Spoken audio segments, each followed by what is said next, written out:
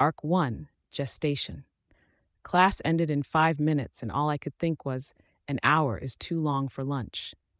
Since the start of the semester, I had been looking forward to the part of Mr. Gladley's World Issues class where we'd start discussing capes. Now that it had finally arrived, I couldn't focus.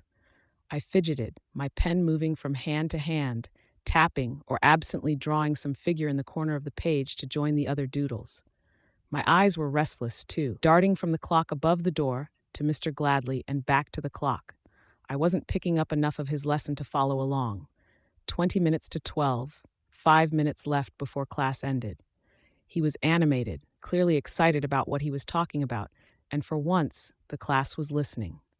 He was the sort of teacher who tried to be friends with his students, the sort who went by Mr. G instead of Mr. Gladley. He liked to end class a little earlier than usual and chat with the popular kids, gave lots of group work so others could hang out with their friends in class, and had fun assignments like mock trials. He struck me as one of the popular kids who had become a teacher. He probably thought he was everyone's favorite. I wondered how he'd react if he heard my opinion on the subject.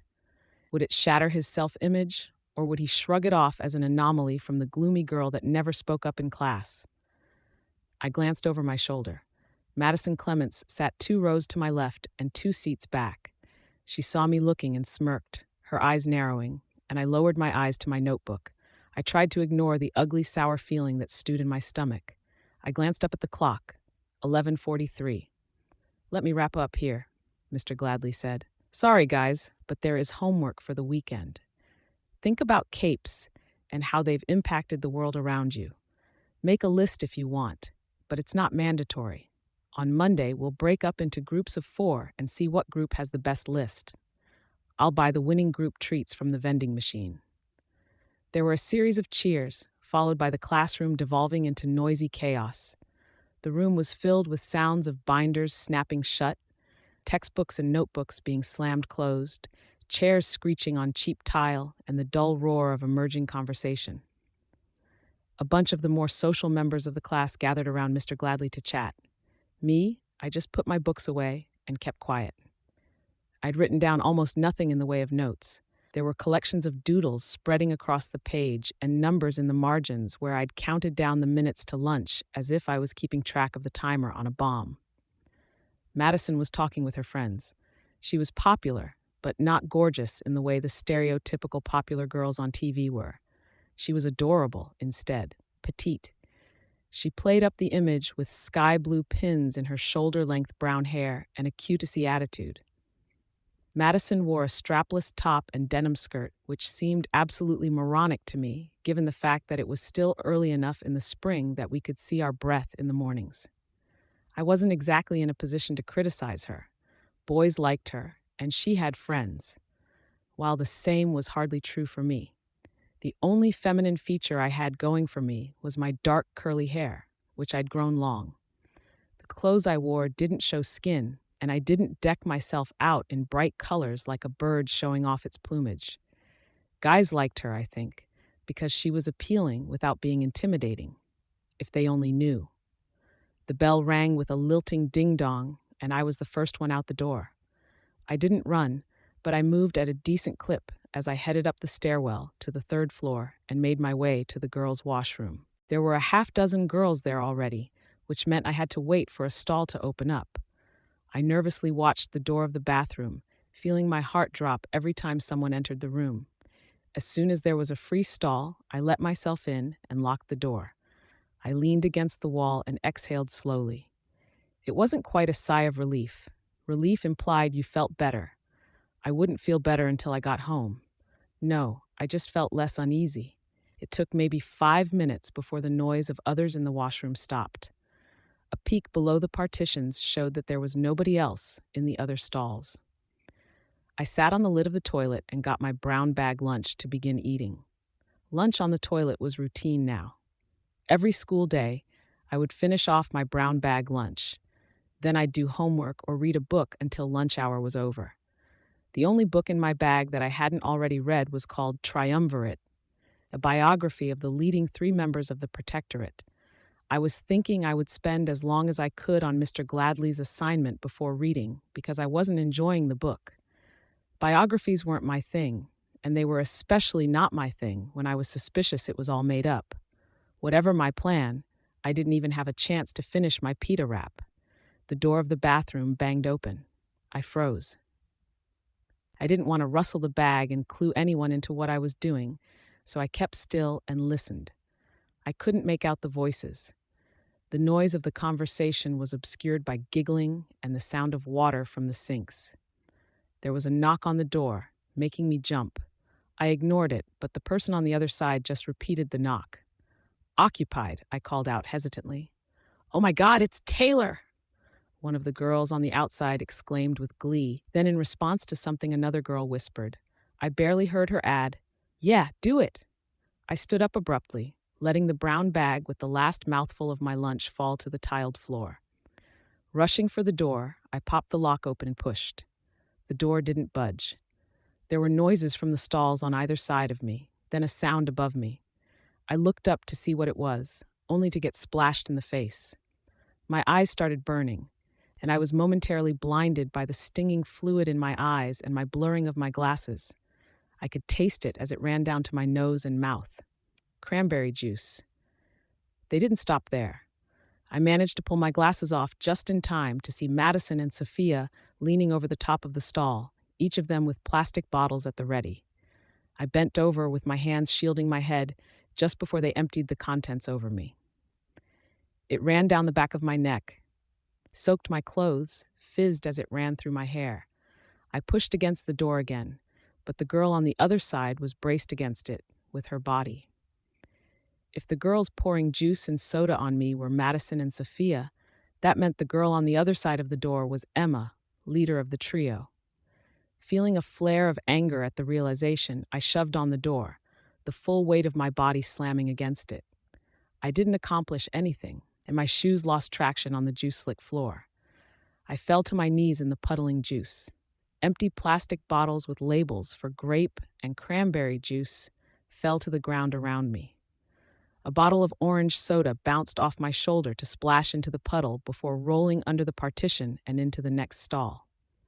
The smell of the fruity drinks and sodas was sickly sweet. The door swung open, and I glared up at the three girls, Madison, Sophia, and Emma.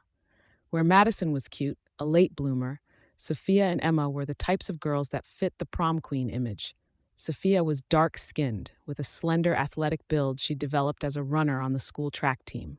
Red-headed Emma, by contrast, had all the curves the guys wanted. She was good-looking enough to get occasional jobs as an amateur model for the catalogs that the local department stores and malls put out. The three of them were laughing like it was the funniest thing in the world, but the sounds of their amusement barely registered with me. My attention was on the faint roar of blood pumping in my ears and an urgent, ominous, crackling sound that wouldn't get any quieter or less persistent if I covered my ears with my hands. I could feel dribbles running down my arms and back, still chilled from the refrigerated vending machines. I didn't trust myself to say something that wouldn't give them fodder to taunt me with, so I kept silent. Carefully, I climbed to my feet and turned my back on them to get my backpack off the top of the toilet. Seeing it gave me pause. It had been a khaki green before, but now dark purple blotches covered it, most of the contents of a bottle of grape juice. Pulling the straps around my shoulders, I turned around. The girls weren't there. I heard the bathroom door bang shut, cutting off the sounds of their glee, leaving me alone in the bathroom, drenched. I approached the sink and stared at myself in the scratched, stained mirror that was bolted above it. I had inherited a thin-lipped, wide, expressive mouth from my mother, but my large eyes and my gawky figure made me look a lot more like my dad. My dark hair was soaked enough that it clung to my scalp, neck, and shoulders. I was wearing a brown hooded sweatshirt over a green t-shirt, but colored blotches of purple, red, and orange streaked both. My glasses were beaded with the multicolored droplets of juice and soda. A drip ran down my nose and fell from the tip to land in the sink. Using a paper towel from the dispenser, I wiped my glasses off and put them on again. The residual streaks made it just as hard to see, if not worse than it had been. Deep breaths, Taylor, I told myself. I pulled the glasses off to clean them again with a wet towel and found the streaks were still there. An inarticulate scream of fury and frustration escaped my lips, and I kicked the plastic bucket that sat just beneath the sink, sending it and the toilet brush inside flying into the wall. When that wasn't enough, I pulled off my backpack and used a two-handed grip to hurl it. I wasn't using my locker anymore. Certain individuals had vandalized or broken into it on 4 different occasions. My bag was heavy, loaded down with everything I'd anticipated needing for the day's classes. It crunched audibly on impact with the wall. "What the fuck?" I screamed to nobody in particular, my voice echoing in the bathroom. There were tears in the corners of my eyes. The hell am I supposed to do? I wanted to hit something, break something, to retaliate against the unfairness of the world. I almost struck the mirror, but I held back. It was such a small thing that it felt like it would make me feel more insignificant instead of venting my frustration. I'd been enduring this from the very first day of high school, a year and a half ago. The bathroom had been the closest thing I could find to refuge. It had been lonely and undignified, but it had been a place I could retreat to, a place where I was off their radar. Now I didn't even have that. I didn't even know what I was supposed to do for my afternoon classes. Our midterm project for art was due, and I couldn't go to class like this. Sophia would be there, and I could just imagine her smug smile of satisfaction as I showed up looking like I'd botched an attempt to tie-dye everything I owned. Besides, I'd just thrown my bag against the wall, and I doubted my project was still in one piece. The buzzing at the edge of my consciousness was getting worse. My hands shook as I bent over and gripped the edge of the sink, let out a long, slow breath, and let my defenses drop. For 3 months, I'd held back. Right now, I didn't care anymore. I shut my eyes and felt the buzzing crystallize into concrete information. As numerous as stars in the night sky, tiny knots of intricate data filled the area around me. I could focus on each one in turn, pick out details. The clusters of data had been reflexively drifting towards me since I was first splashed in the face. They responded to my subconscious thoughts and emotions, as much of a reflection of my frustration, my anger, my hatred for those 3 girls as my pounding heart and trembling hands were. I could make them stop or direct them to move almost without thinking about it, the same way I could raise an arm or twitch a finger. I opened my eyes. I could feel adrenaline thrumming through my body, blood coursing in my veins. I shivered in response to the chilled soft drinks and juices the trio had poured over me, with anticipation and with just a little fear. On every surface of the bathroom were bugs. Flies, ants, spiders, centipedes, millipedes, earwigs, beetles, wasps, and bees.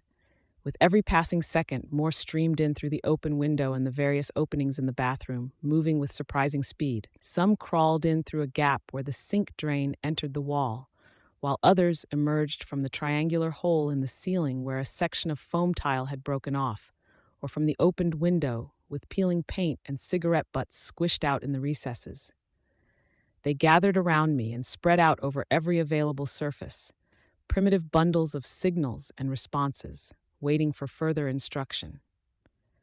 My practice sessions, conducted away from prying eyes, told me I could direct a single insect to move an antennae, or command the gathered horde to move in formation. With one thought, I could single out a particular group, maturity, or species from this jumble and direct them as I wished, an army of soldiers under my complete control. It would be so easy to just go carry on the school, to give the trio their just desserts and make them regret what they had put me through. The vicious emails, the trash they'd upended over my desk, the flute, my mother's flute, they'd stolen from my locker. It wasn't just them either. Other girls and a small handful of boys had joined in, accidentally skipping over me when passing out assignment handouts, adding their own voices to the taunts and the flood of nasty emails to get the favor and attention of 3 of the prettier and more popular girls in our grade. I was all too aware that I'd get caught and arrested if I attacked my fellow students. There were 3 teams of superheroes and any number of solo heroes in the city. I didn't really care. The thought of my father seeing the aftermath on the news, his disappointment in me, his shame, That was more daunting, but it still didn't outweigh the anger and frustration. Except I was better than that. With a sigh, I sent an instruction to the gathered swarm: disperse. The word wasn't as important as the idea behind it. They began to exit the room, disappearing into the cracks in the tile and through the open window. I walked over to the door and stood with my back to it so nobody could stumble onto the scene before the bugs were all gone. However much I wanted to, I couldn't really follow through. Even as I trembled with humiliation, I managed to convince myself to pick up my backpack and head down the hall. I made my way out of the school, ignoring the stares and giggles from everyone I walked past, and caught the first bus that headed in the general direction of home. The chill of early spring compounded the discomfort of my soaked hair and clothes, making me shiver. I was going to be a superhero. That was the goal I used to calm myself down at moments like these. It was what I used to make myself get out of bed on a school day. It was a crazy dream that made things tolerable. It was something to look forward to, something to work towards. It made it possible to keep from dwelling on the fact that Emma Barnes, leader of the trio, had once been my best friend. Arc 1, Gestation, Part 2. My thoughts were on Emma on the bus ride home. For an outside observer, I think it's easy to trivialize the importance of a best friend, but when you're a kid, there's nobody more important. Emma had been my BFF from grade 1 all the way through middle school. It hadn't been enough for us to spend our time together at school, so we had alternated staying at each other's houses every weekend. I remember my mother saying that we were so close we were practically sisters. A friendship that deep is intimate. Not in the rude way, but just in terms of a no-holds-barred sharing of every vulnerability and weakness. So when I got back from nature camp just a week before our first year at high school started, to find that she wasn't talking to me, that she was calling Sophia her best friend, discovering that she was now using every one of those secrets and vulnerabilities I had shared with her to wound me in the most vicious ways she could think of, it was crushing. There's just no better way to say it. Unwilling to dwell on it any longer, I turned my attention to my backpack, setting it on the seat beside me and sorting through the contents. Grape juice had stained it, and I had a suspicion I would have to get a new one. I had bought it just 4 months ago after my old one had been taken from my locker, and it had been just $12, so it wasn't a huge issue.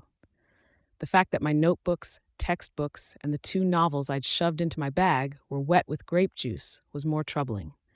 I suspected that whichever girl had been holding the grape juice had aimed for the open top of my bag as she poured it.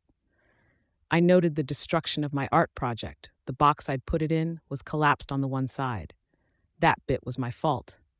My heart sank as I found the notebook with the white and black speckled hardcover. The corner of the paper was soaked through with as much as a quarter of each page stained purple. The ink had diluted and the pages were already turning wavy. That notebook had been, my notes and journal for my hero career. The testing and training I'd done with my powers, pages of crossed-out name ideas, even the measurements I was using for my costume in progress. After Emma, Madison and Sophia had stolen my last backpack and stuffed it in a wastebasket, I had realized how big a danger it was to have everything written down like that. I had copied everything over into a new notebook in a simple cipher and wrote it bottom to top.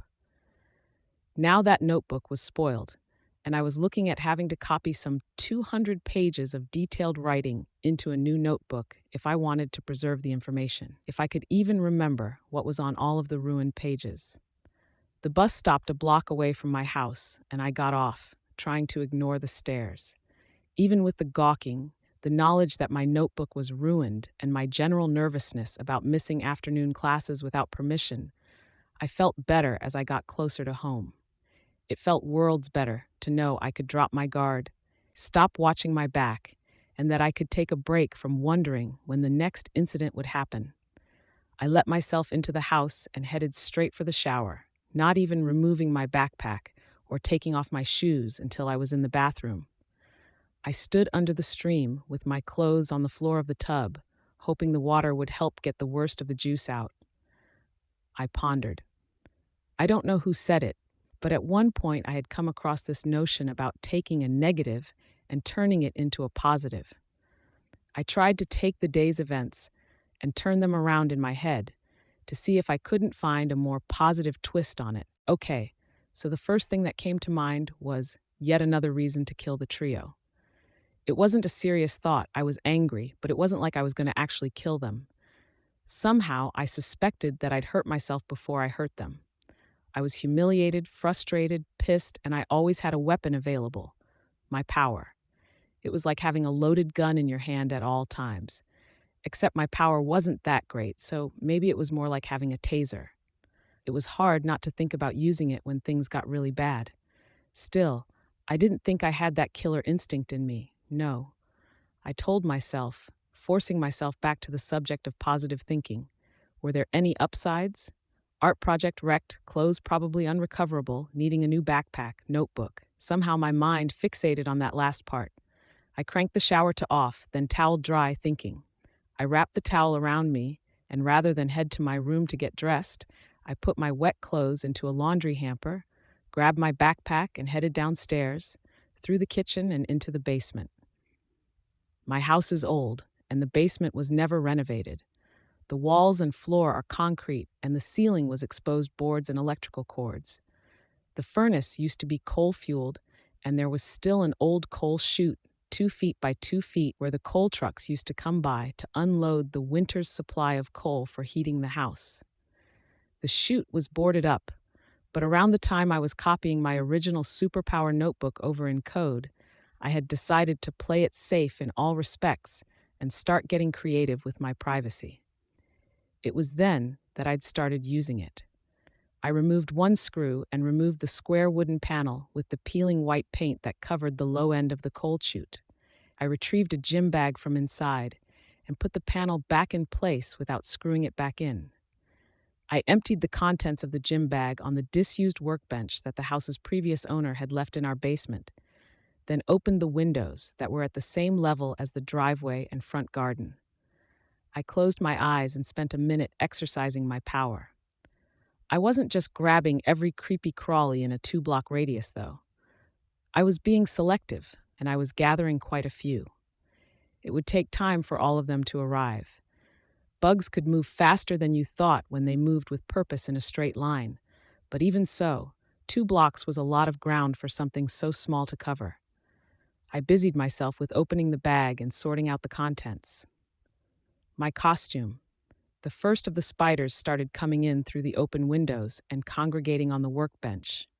My power didn't give me a knowledge of the official names of the bugs I was working with, but anyone could recognize the spiders that were crawling into the room. These were black widows, one of the more dangerous spiders you could find in the States. Their bite could be lethal, though it usually wasn't, and they tended to bite with little provocation. Even under my complete control, they spooked me. At my request, the dozens upon dozens of spiders got into place on the workbench and began drawing out lines of webbing, laying the lines across one another, and weaving them into one work. 3 months ago, after I'd recovered from the manifestation of my powers, I had started to prepare for the goal I had set for myself. It had involved an exercise routine, training my power, research, and preparing my costume. Costumes were harder than one might think. While members of official teams surely had sources for that stuff, the rest of us were left to either buy costumes, put them together piecemeal with stuff bought from stores, or make them from scratch. Each option had its problems. If you bought a costume online, you ran the risk of being traced, which could blow your secret identity before you'd even put a costume on. You could put a costume together with stuff bought from stores, but very few people could do that and look good. The final option, putting a costume together yourself, was just a hell of a lot of work, and you could run into the issues of the prior 2 options, being traced or winding up with a lame costume, depending on where you got your materials and how you went about it. In the second week, after I'd figured out my powers, when I still wasn't entirely sure what was going on, I had come across a segment on the Discovery Channel about a suit that was made to withstand attacks by bears. That segment talked about how the suit was made of synthetic spider silk, which had inspired this particular project. Why go synthetic when you can produce with the real thing? Okay, so it had been harder than that. Not just any spider worked, and the black widow spiders themselves were hard to find. They weren't typically found in the northeastern states where it was generally colder. But I was fortunate that that key element that made Brockton Bay a tourist destination and a hotspot for capes also made it a place where black widow spiders could live, if not thrive. Namely, it was warm. Thanks to the surrounding geography and the ocean bordering us on the east, Brockton Bay had some of the mildest winters you could find in the northeastern states and some of the most comfortably warm summers. Both the black widows and the people running around in skin-tight costumes were thankful for that. With my power, I had ensured the spiders could multiply. I'd kept them in safe locations and fattened them on prey I directed straight to them.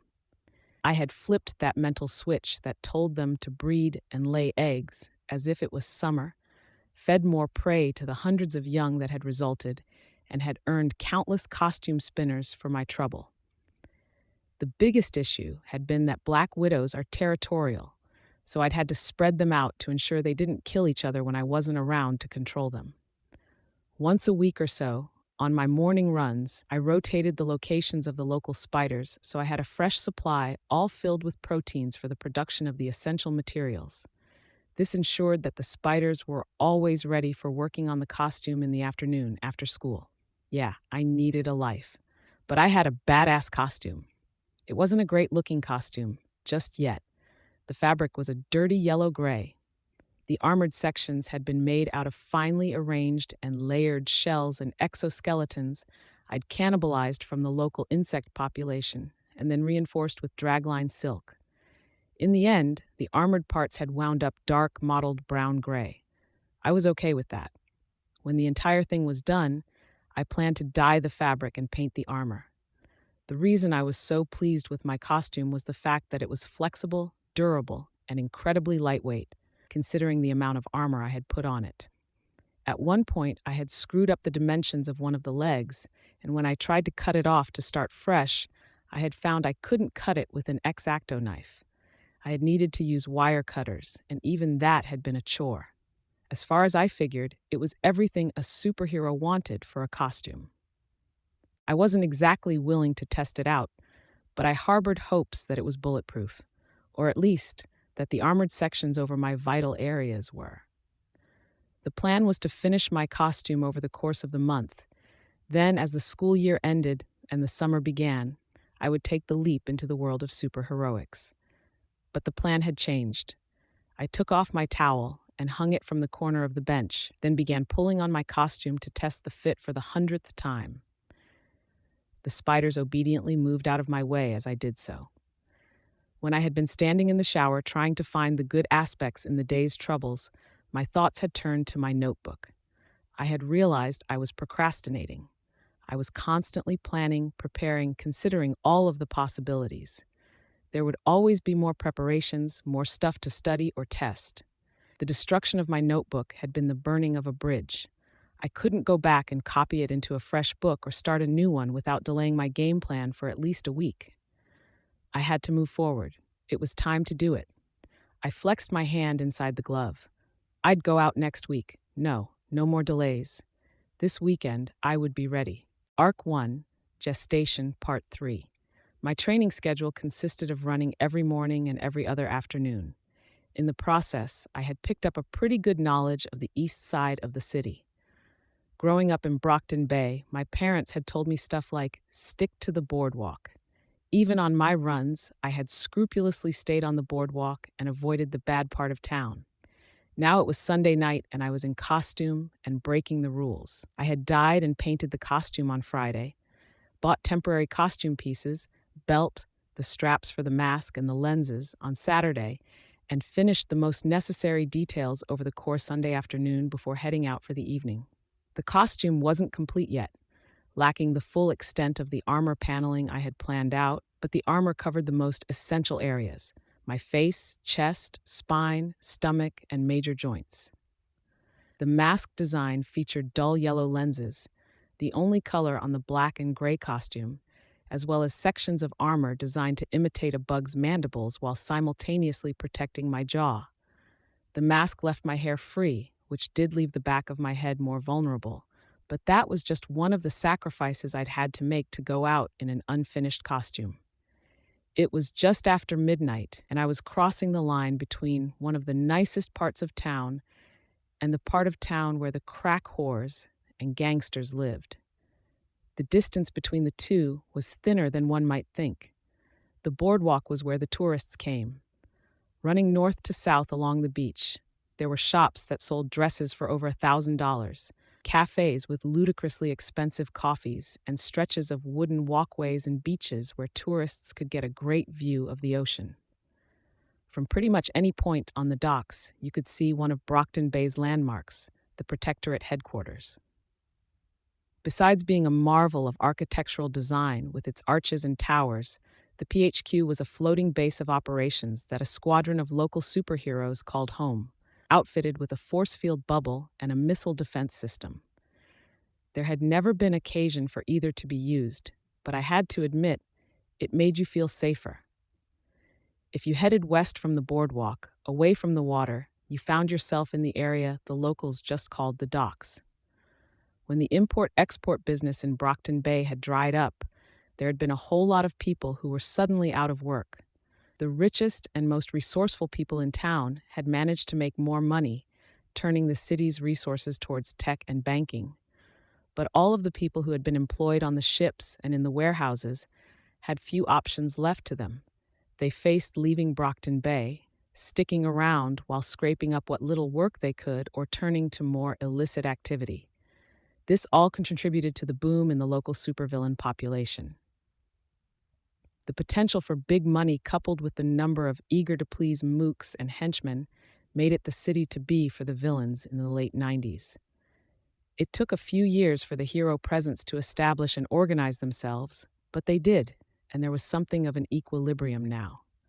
As far as Cape population went, Brockton Bay wasn't in the top 5 cities in the U.S., but it was probably in the top 10. Just moving from one block to the next, you could see the change in the area.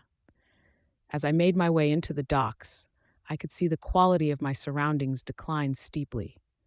There were enough warehouses and apartments in the area for even the most destitute to find shelter, so the only people on the streets were unconscious drunks, whores, and gang members. I steered clear of any and all people I saw and ventured further into the area. As I walked, I was using my powers to draw a swarm together, but kept them out of the way, moving just over the nearby rooftops and through the interior of buildings. Anyone paying attention to the local cockroach population might think something was up, but there weren't many lights on. I doubted most of the buildings here even had power. The lack of lights in the area was what made me stop and draw myself against the side of a building when I saw a spot of orange in the dark street ahead. The orange was the flame of a lighter, and I was able to make out several faces around it. They were Asian, some wearing hoodies, others wearing headbands or long-sleeved shirts, but all wore the same colors: red and green. I knew who these guys were. They were members from the local gang that left the tags, as in Bad Boys, ABB for short, all over the east end of the city. More than a few went to my school. As far as the criminal element in Brockton Bay went, they weren't small potatoes. While the typical gang members were just Koreans, Japanese, Vietnamese, and Chinese forcibly recruited from Brockton Bay's high schools and lower-class neighborhoods, the gang was led by a couple of people with powers. Gangs didn't tend to be that racially inclusive as far as who joined, so it said something that their leader had the ability to draw in members from so many different nationalities and keep them in line. The street was unlit, so my ability to see was dependent on the moon and the few indoor lights that were still on and shining out onto the sidewalks. I started actively looking for their boss. There were more gang members coming out of a 2-story building, and they were gathering in the street. They didn't have the atmosphere of people who were just hanging out either. They were expressionless or scowling, and they weren't talking. I spotted their boss as the gang pulled away from the door of the building to give him room. I only knew about this guy from what I had heard on the news and read online, but I recognized him immediately. He was a big guy, but not so big that he would send people running when he walked down the street, like some people with powers were. He was a little over 6 feet, though, which put him head and shoulders above most of the gang members. He had an ornate metal mask over his face and wasn't wearing a shirt, despite the chill. Sprawling tattoos covered his body from the neck down, all depicting dragons from Eastern mythology. He went by Lung, had successfully gone toe-to-toe with whole teams of heroes, and had managed to keep himself out of jail, as evidenced by his presence here. As for his powers, I only knew what I could scrounge up online, and there were no guarantees there. I mean, for all I knew, he could have misled people about what his powers did. He could have a power he was keeping up his sleeve for an emergency, or he could even have a very subtle power that people couldn't see at work. The information online and in the papers had told me this. Lung could gradually transform. Maybe it was based on adrenaline, his emotional state or something, but whatever it was, it made his powers more potent the longer he was in a fight. He healed at a superhuman rate, got stronger, got tougher, got bigger, and he grew armor plating complete with blades at each fingertip. Rumor had it that he even grew wings if he fought long enough. If that wasn't enough, he was a pyrokinetic, which meant he could create flame out of thin air, shape it, intensify it, and so on. That power apparently got stronger as he transformed too. As far as I knew, there wasn't an upper limit to how strong he could get. He only started returning to normal when there was nobody left to fight. Lung wasn't the only one with powers in the ABB. He had a flunky, a scary sociopath called Oni Lee, who could teleport or create doubles of himself. I wasn't 100% sure on the details, but Oni Lee had a distinctive look, and I didn't see him in the crowd.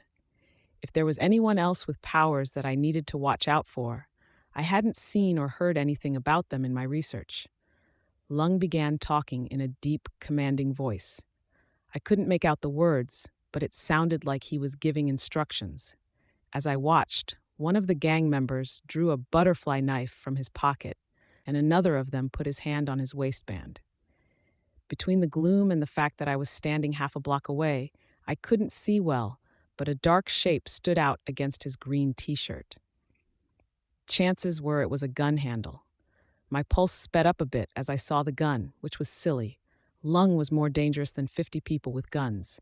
I decided to move away from where I was and find a better vantage point to monitor their conversation, which seemed like a good compromise between my curiosity and my self-preservation. I slowly backed away from where I was, glancing over my shoulder to make sure nobody was watching, and then circled around the rear of the building I was lurking beside. My investigation paid off. Halfway down the alley, I saw a fire escape that was leading up the back of the building that Lung and his gang were standing in front of. The feet of my costume had soft soles, so I was nearly silent as I ascended. The roof was covered in gravel and cigarette butts, which made me think I wouldn't be nearly so quiet walking over it. Instead, I walked on the raised outside lip of the roof.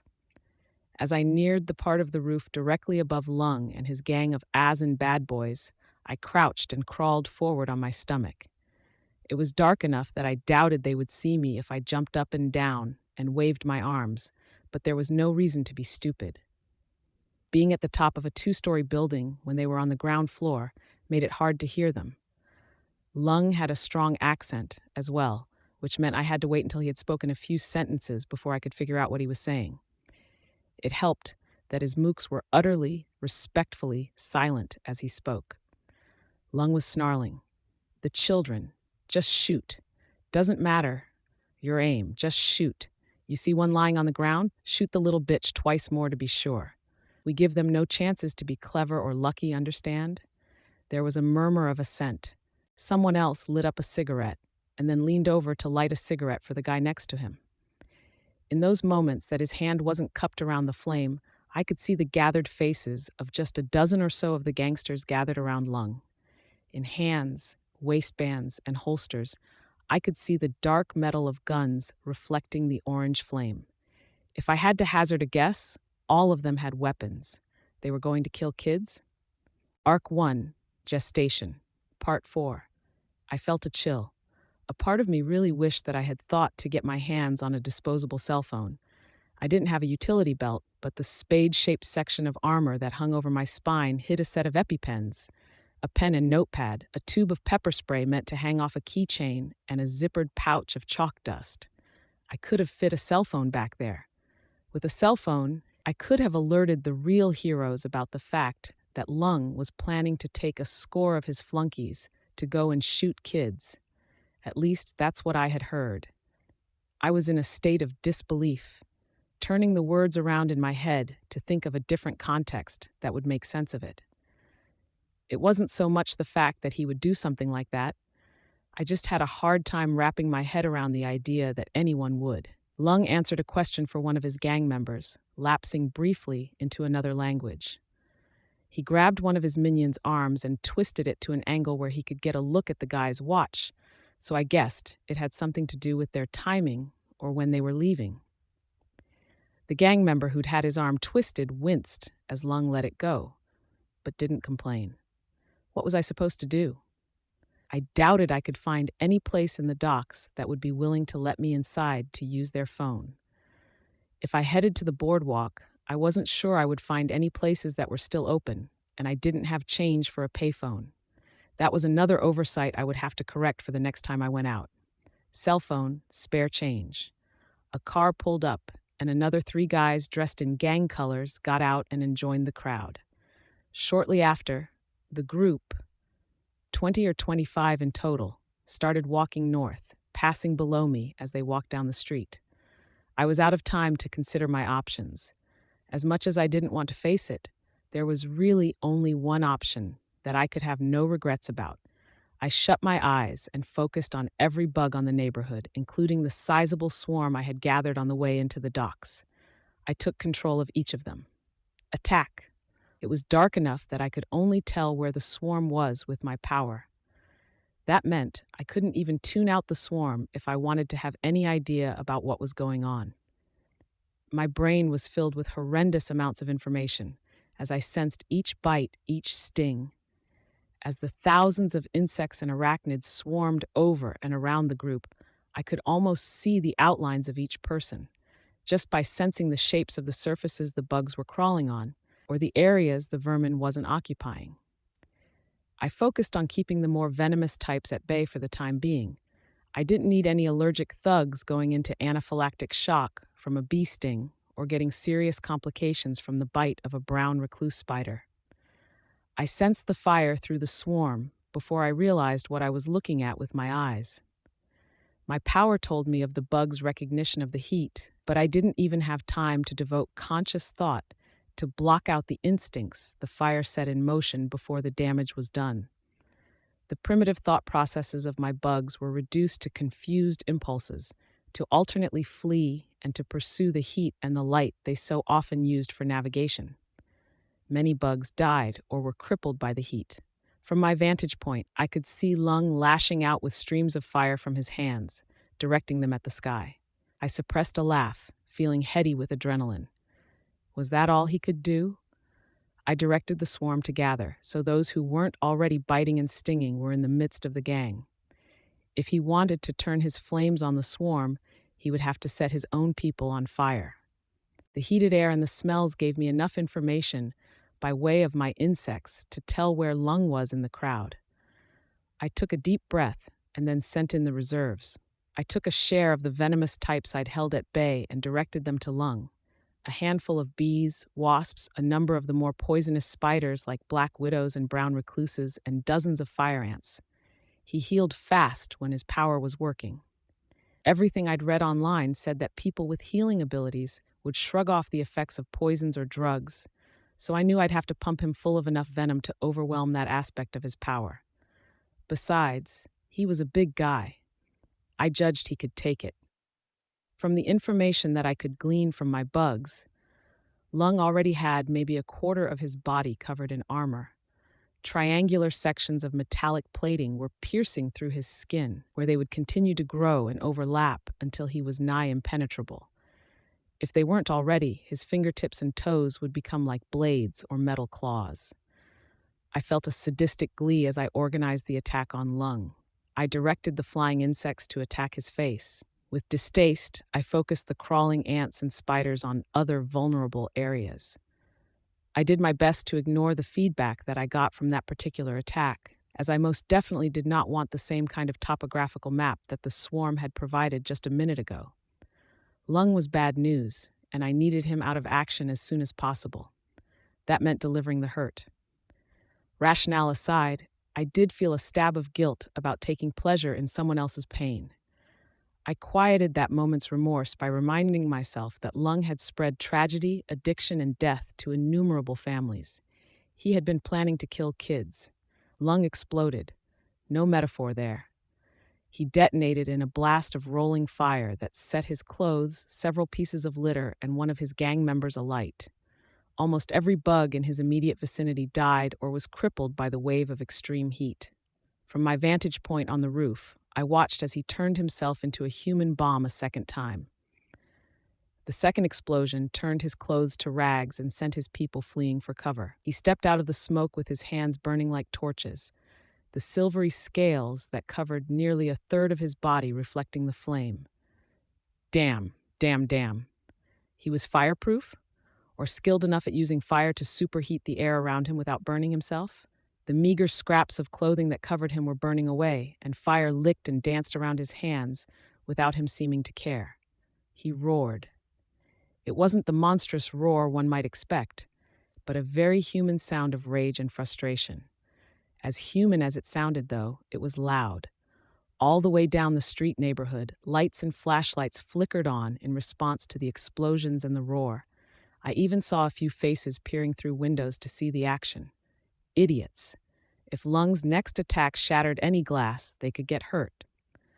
From where I was crouched on the side of the roof, I directed some of the more harmless insects to attack Lung. He lashed out with fire the moment they started crawling on him, which I had more or less expected. He was managing to kill the majority of the bugs with each burst of flame, and knowing what I did about his powers, I knew his flames would only get bigger, hotter, and more dangerous. In a typical fight, you figure someone would get weaker as the fight dragged on. They would take their lumps, get tired, exhaust their bag of tricks. With Lung, it was the opposite.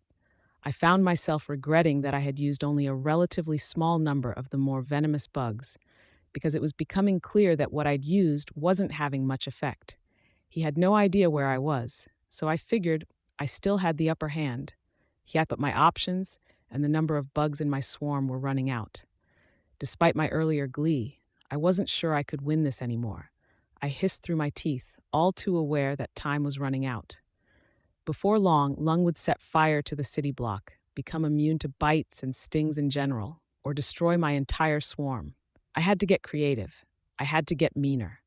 I focused my attention on a lone wasp and piloted it around Lung's back, up behind his head, and then had it circle around to his face and straight at his eyeball. The wasp touched his eyelash, and he blinked before it could hit the target. As a consequence, the stinger only sank into his eyelid, prompting yet another explosion of fire and a scream of rage. Again, I thought, a honeybee this time. I wasn't sure if he eventually got armor-plated eyelids, but maybe I could use the stings to make his eyes swell shut. He wouldn't be able to fight if he couldn't see. The bee struck home this time, sinking his stinger into the ball of Lung's eye. It surprised me in that it didn't stick or kill the bee, so I had the bee sting again, and this time the barbs let it stick in the skin at the corner of his eye, at the side of his nose. The bee died that time, leaving some tiny organs and a venom sac hanging from the stinger. I expected him to explode again. He didn't. Instead, he set himself on fire, head to toe. I waited a moment, poised to attack with the next wasp to attack the moment he dropped his guard. But as the seconds passed, I realized he wasn't planning on extinguishing himself. My heart sank. Surely he was burning up all of the oxygen in his vicinity. Didn't he need to breathe? What the hell was the fuel source for his fire? Standing in the street, he turned around, searching for me, with the flames that licked and rolled over his body casting light where there had been only gloom. Abruptly, he hunched over. I wondered if, I hoped, the various toxins and venoms in his system had done the trick. Then his back separated into two. A meaty-looking gap appeared along his spine, followed by an eruption of long metallic scales all down the gap. After bristling for a few moments, the scales lay flat like dominoes falling. He stood and stretched, and I could swear he was a foot taller, now with an armor-plated spine. Still on fire, head to toe. If the constantly on fire thing had tipped the balance of the fight to futile, watching Lung grow and look stronger than ever had pushed me to the point of being spooked. I started thinking about an exit strategy. Rationally, I figured Lung's men were scattered to the four winds, and they were probably in pretty rough shape. Whatever Lung had been planning for tonight, chances were he wasn't going to be able to carry out whatever plans he'd had after this debacle. I had more or less accomplished what I needed to, and I figured I could run and find a way to contact the PHQ just in case. That was the rational perspective. Justifications aside, I just wanted to leave, right then. If things dragged on and I stayed put, there was a very real chance that Lung would give evidence to the rumor that he could grow wings, at which point I would be spotted for sure. I wouldn't be able to beat Lung at this point, anyway, which left only a graceless retreat as the remaining option. Lung had his back turned to me, so I lifted myself up slowly. Crouching, I backed up to retreat to the fire escape, watching Lung carefully as I set foot on the gravel of the roof. As if a gunshot had gone off, Lung whirled around to stare at me. One of his eyes was just a glowing line behind his mask, but the other was like an orb of molten metal. A victorious roar filled the air, less human than the outcry he had made earlier, and I felt a kind of resignation. Enhanced hearing. The package of powers the bastard got from his transformation included superhuman hearing. Arc 1, Gestation. Part 5. You don't properly appreciate what superhuman strength means until you see someone leap from the sidewalk to the second floor of a building on the far side of the street. He didn't make it all the way to the roof, but he came to a point maybe 3/4 of the way up. I wasn't sure just how Lung kept from falling, but I could only guess that he just buried his fingertips into the building's exterior. I heard scraping and crunching as he ascended and looked to my only escape route. I didn't harbor any delusions as far as my ability to get down the fire escape before Lung came over the top of the roof and deduced where I'd run off to. Worse, at that point, he could probably just beat me to the street level by jumping off the roof, or even just shoot fire at me through the gaps in the metal while I was halfway down. The irony of the fire escape being anything but didn't escape me. I wished I could fly. My school offered the choice between chemistry, biology, and physics, with basic science for the underachievers.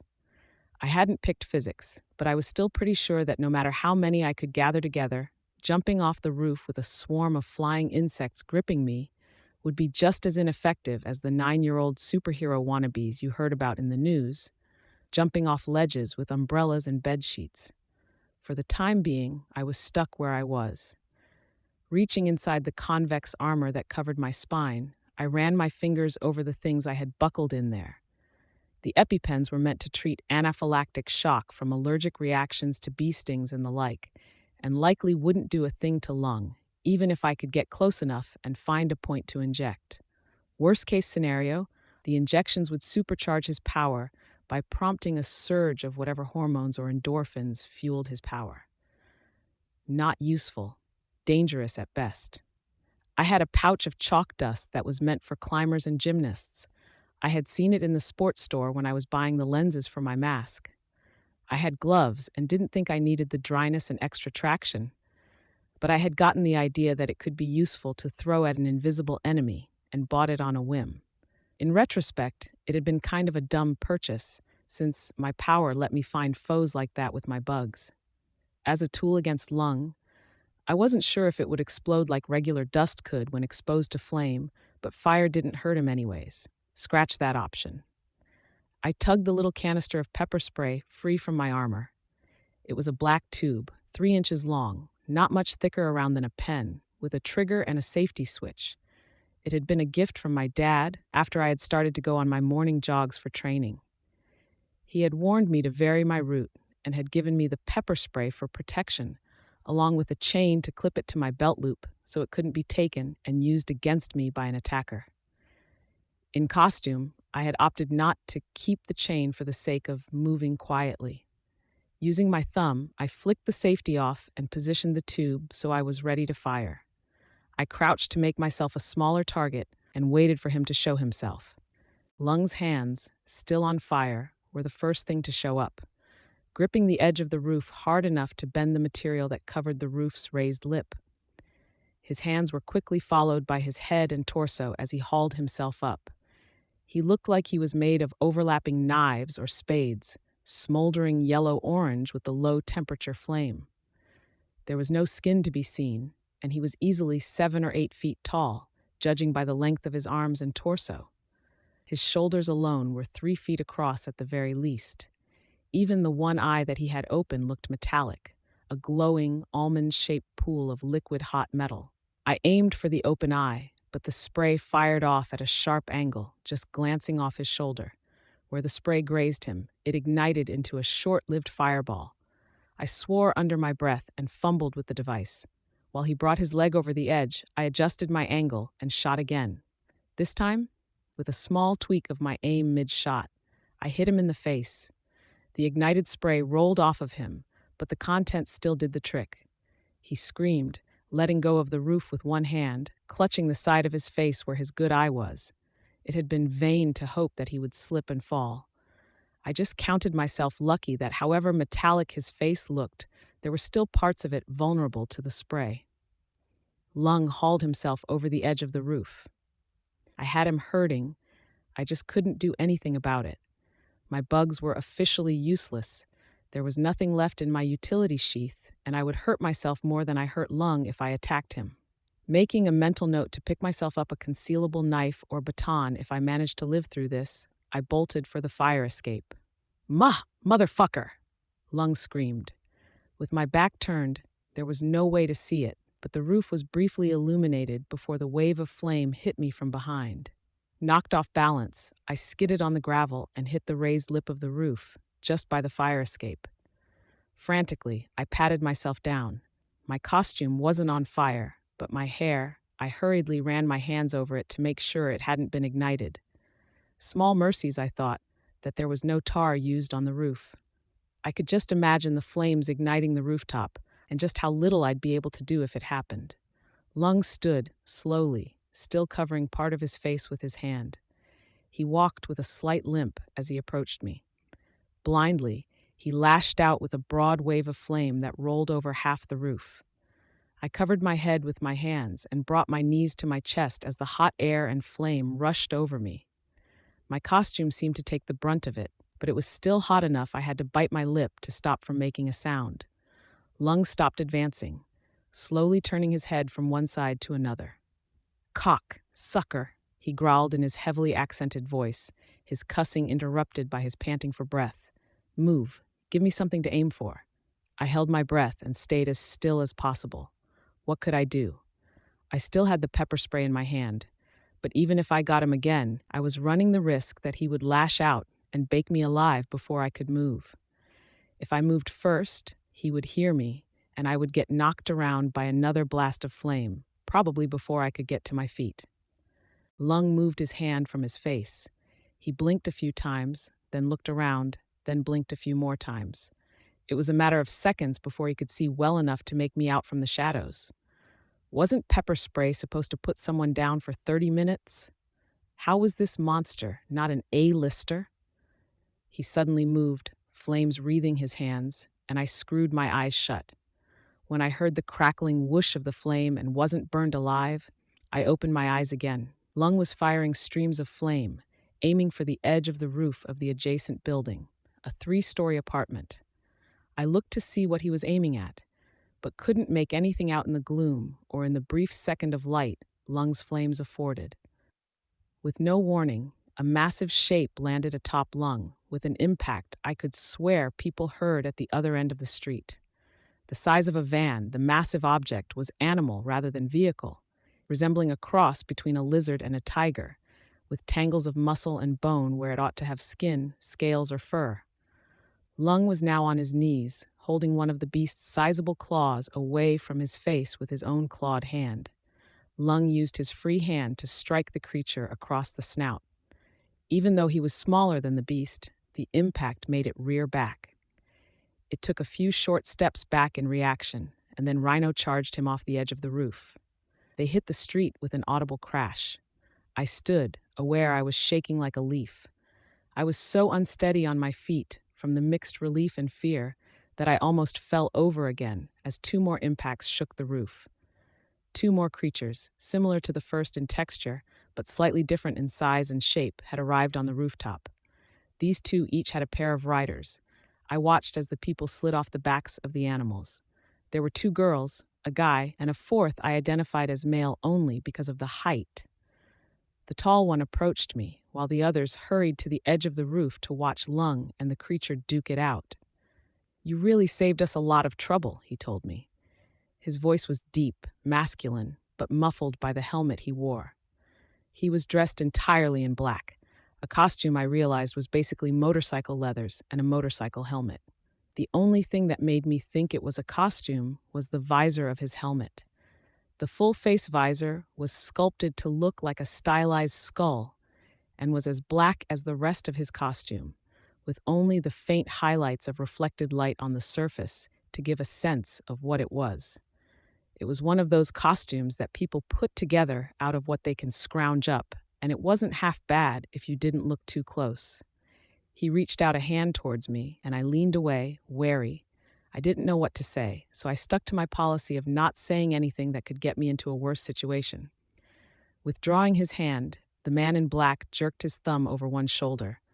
When we got word Lung was aiming to come after us tonight, we were pretty freaked. We were arguing strategy for the better part of the day. We eventually decided, fuck it, we'd meet him halfway. Wing it. Not my usual way of doing things, but yeah. Behind him, one of the girls whistled sharply and pointed down at the street. The two monsters the group had been riding on bounded across the roof and leaped down to the street to join the fight. The guy in black kept talking. Wouldn't you know, his flunky Lee is there with a half-dozen guys, but Lung and the rest of his gang are nowhere to be found. He laughed, a surprisingly normal sound for someone wearing a mask with a skull on it. Lee's no slouch in a fight, but there's a reason he's not leader of the ABB. He got spooked without his boss there and ran. I guess you're responsible for that? Skull Mask waited for a response from me. When I didn't offer one, he ventured towards the edge of the roof and looked down, then spoke without turning to look at me. Lung is getting creamed. The fuck you do to him?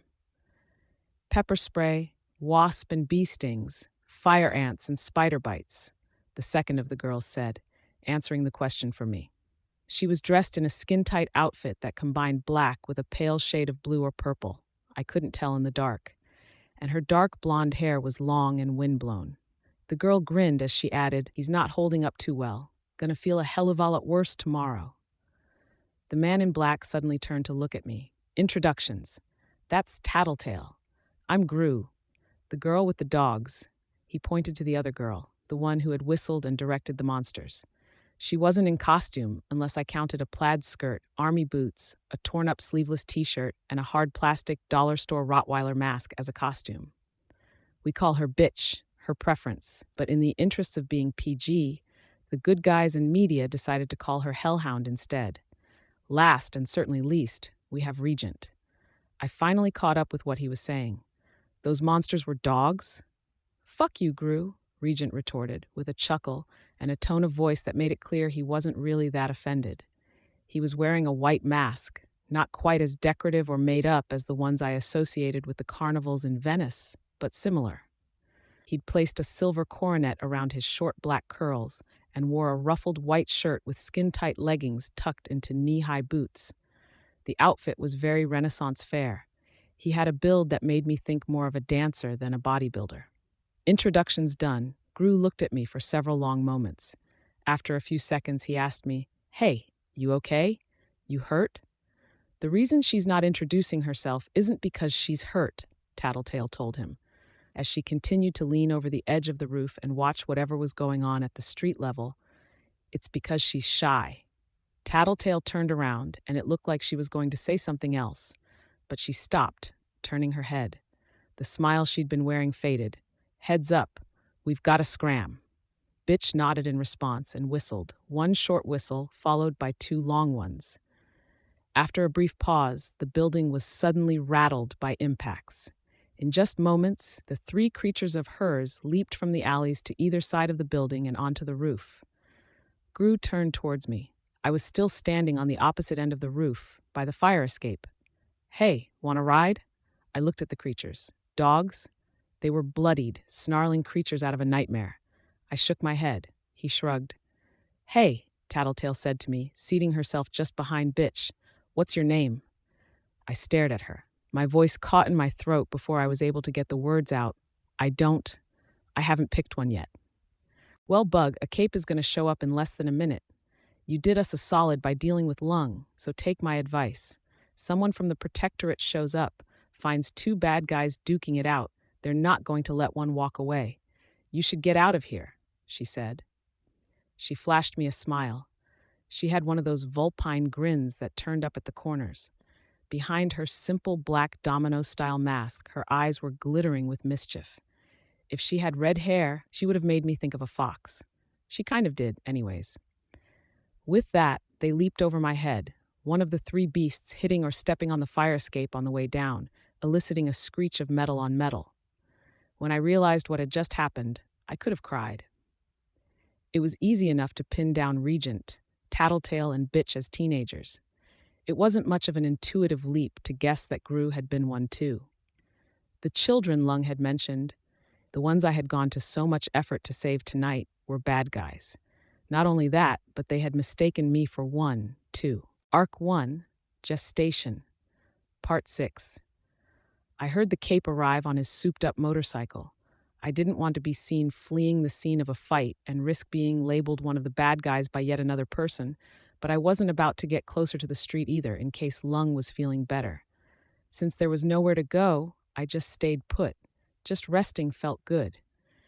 If you'd asked me just a few hours ago about how I thought I would feel meeting a big-name superhero, I would have used words like excited and giddy. The reality was that I was almost too exhausted to care. It looked as though he flew up onto the roof, but the 6-foot-long weapon the man held kind of jerked as he landed. I was pretty sure I saw the tines of a grappling hook retreating back into the end of the weapon. So this was what Armsmaster looked like in person, I thought. The largest superhero organization in the world was the Protectorate, spanning Canada and the States, with ongoing talks about including Mexico in the deal. It was a government-sponsored league of superheroes with a base in each Cape city. That is, they had a team set up in each city with a sizable population of heroes and villains. Brockton Bay's team was officially the Protectorate East-Northeast and were headquartered in the floating, force field-shrouded island that you could see from the boardwalk. This guy, Armsmaster, was the guy in charge of the local team.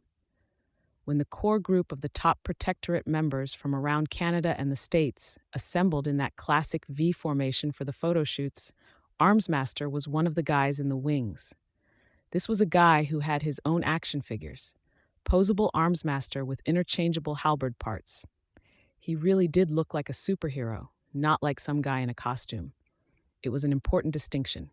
He wore body armor, dark blue with silver highlights, had a sharply angled V-shaped visor covering his eyes and nose. With only the lower half of his face exposed, I could see a beard trimmed to trace the edges of his jaw. If I had to judge, with only the lower half of his face to go by, I'd guess he was in his late 20s or early 30s.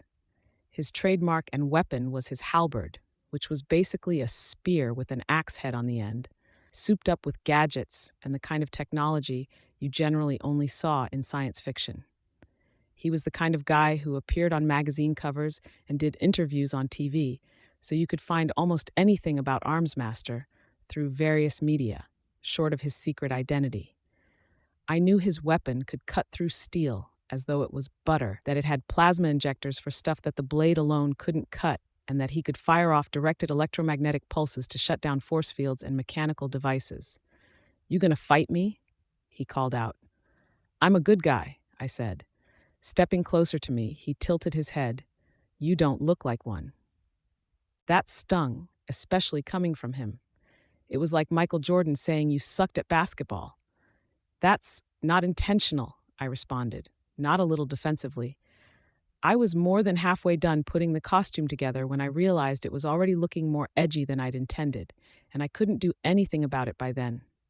There was a long pause. Nervously, I turned my eyes from that opaque visor. I glanced at his chest emblem, a silhouette of his visor in blue against a silver background, and was struck with the ridiculous thought that I had once owned a pair of underpants with his emblem on the front. "You're telling the truth?" he said. It was a definitive statement, which startled me. I wanted to ask how he knew, but I wasn't about to do or say anything that might change his mind.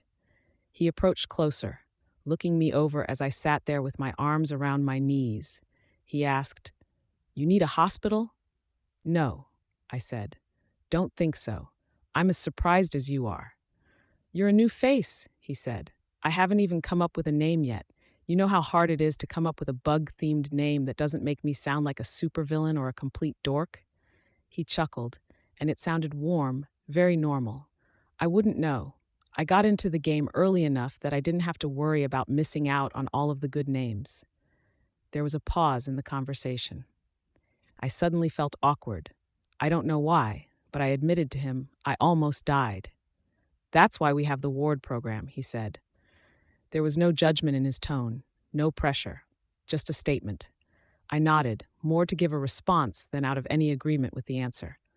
The wards were the under-18 subdivision of the Protectorate, and Brockton Bay did have its own team of wards, with the same naming convention as the Protectorate, the wards East-Northeast. I had considered applying to join, but the notion of escaping the stresses of high school by flinging myself into a mess of teenage drama, adult oversight, and schedules seemed self-defeating. "You get lung?" I asked, to change the subject from the wards. I was pretty sure that he was obligated to try and induct new heroes into either the Protectorate or the wards, depending on their age, to promote the whole agenda of organized heroes who are accountable for their actions, and I really didn't want him to get on my case about joining. Lung was unconscious, beaten and battered when I arrived. I pumped him full of tranquilizers to be safe and temporarily restrained him under a steel cage I welded to the sidewalk. "I'll pick him up on my way back." "Good," I said. "With him in jail, I'll feel like I accomplished something today. Only reason I started the fight was because I overheard him telling his men to shoot some kids. Only realized later that he was talking about some other villains." Armsmaster turned to look at me. So I told him, walking him through the fight in general, the arrival of the teenage bad guys, and their general descriptions. Before I finished, he was pacing back and forth on the roof. "These guys, they knew I was coming?" I nodded once. As much respect as I had for Armsmaster, I wasn't in much of a mood to repeat myself. "That explains a lot," he said, staring off into the distance. After a few moments, he went on to explain. "They're slippery. On those few occasions we do manage to get in a toe-to-toe fight with them, they either win or they get away more or less unscathed, or both. We know so little about them. Gru and Hellhound were working on their own before they joined the group, so there's some information there. But the other two? They're nonentities. If the girl Tattletale has some way of detecting or tracking us, it would go a long way towards explaining why they're doing as well as they are." It kind of surprised me to hear one of the top-level heroes admitting to being anything less than perfectly on top of things. "It's funny," I said, after a few moments' thought. "They didn't seem that hardcore. Gru said they were kind of panicking when they heard Lung was coming after them, and they were casually joking around while the fight was going on." Gru was making fun of Regent. "They said all this in front of you?" he asked. I shrugged. "I think they thought I was helping them out.